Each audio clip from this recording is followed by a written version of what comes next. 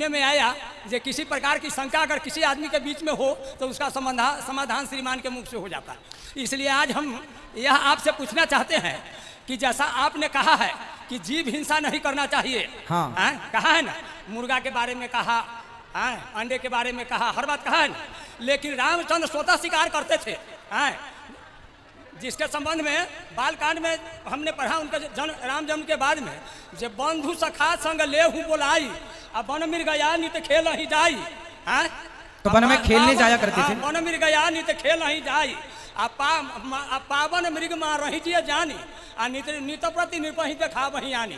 तो क्या इस संबंध में क्या युक्ति संगत बात है? इसी का शंका समाधान हमको करवाना है आपके मुखारबिंद से। जो रामचंद्र है इतना पुरुषोत्तम थे, पुरुष में उत्तम कहा गया तब पुरुषोत्तम है, तो यदि वो पुरुषोत्तम थे तो फिर शिकार करने कहा गया। अब पावन मृग का सवाल जब यहाँ उत्पन्न होगा तो कैसे समझ गया जो पावन मृग है? मैं अगर पावन हूँ और आपके मारने से यदि मैं स्वर्ग में चला जाऊँ, स्वर्ग में चला जाऊँ तो क्या मुझको कष्ट नहीं होगा? अब उत्तर दे दें, अब उत्तर दे दें। राम ने ऐसा यदि किया तो क्यों ना करके अपने पिताजी को दिखाया करते थे? अब उत्तर दे दें। जय श्रीमन नारायण, मैं तृप्ति आप सभी का स्वागत करती हूँ अपने YouTube चैनल में। आज हम एक ऐसा इंटरेस्टिंग वीडियो लेकर के आए हैं फ्रेंड्स, जिसमें गुरु जी के समक्ष एक बुजुर्ग व्यक्ति आते हैं और कहते हैं कि गुरु जी मुझे आप बताइए कि राजा जो राम थे वो मृग का शिकार करते थे, जंगल में जाकर मृग को मारते थे, हिरण को मारा करते थे, तो क्या उनका मारना उचित था? और आज की डेट में अगर हम लोग बकरे को या मुर्गे को मारते हैं तो वो गलत कैसे है? इस बात का मुझे आपसे जवाब चाहिए। ये वो सवाल लेकर के वो गुरु जी के समक्ष आते हैं। साथ ही रामायण से रिलेटेड कुछ क्वेश्चन और लेकर आते हैं, वो आगे हम इस वीडियो में देखेंगे। लेकिन उससे पहले आपने मेरे चैनल को अभी तक सब्सक्राइब नहीं करा है तो सब्सक्राइब कर लीजिएगा, जिससे कि वीडियो के नोटिफिकेशन आपको बिना देरी करे मिल सके फ्रेंड्स। तो वीडियो बहुत इंटरेस्टिंग है, साथ ही ज्ञानवर्धक भी है। वीडियो को पूरा देखिएगा, स्किप मत कीजिएगा, देखिएगा कि कौन से ऐसे क्वेश्चन हैं जो इस बुजुर्ग व्यक्ति ने गुरु जी से करे हैं और साथ ही गुरु जी ने कितना अच्छा जवाब दिया है, आगे हम इस वीडियो में देखेंगे।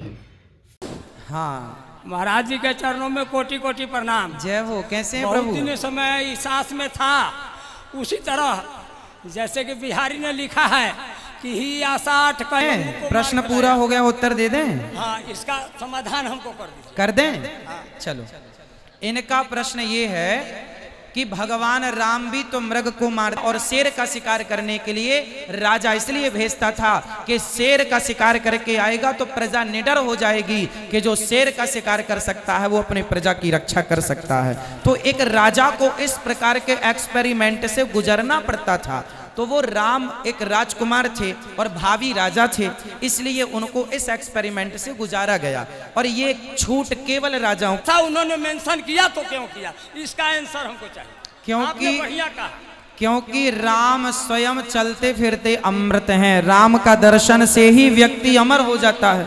रावण को राम जी ने मार दिया, मार ही तो दिया, पर मर के भी वो अमर हो गया कि नहीं?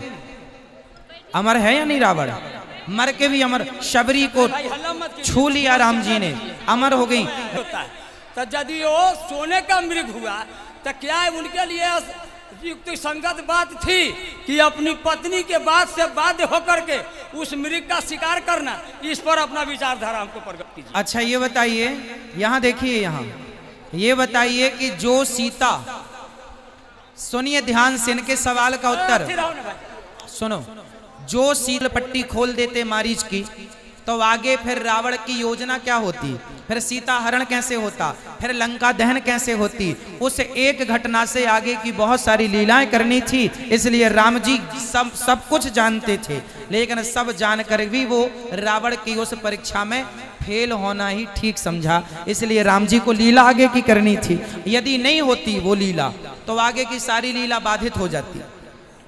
इसलिए राम जी फेल हो गए रावण की परीक्षा में। रावण परीक्षा लेने आया था राम जी की। देखें तो कि ये असली भगवान होंगे तो समझ लेंगे कि सोने का मृग तो होते ही नहीं है, पर नकली है ये। रावण को चकमा दे दिया राम जी की लीला ने। चल आपने कि गुरु जी से इन्होंने जो क्वेश्चन करे उसका जवाब कितना खूबसूरत तरीके से गुरु जी ने यहाँ पर दिया है। तो कैसी लगी आपको आज की मेरी वीडियो? अगर आपको मेरी वीडियो पसंद आई है तो मेरे चैनल को लाइक, सब्सक्राइब, शेयर करना बिल्कुल भी ना भूलें और कमेंट सेक्शन में आज जरूर लिखें। जय श्री राधे।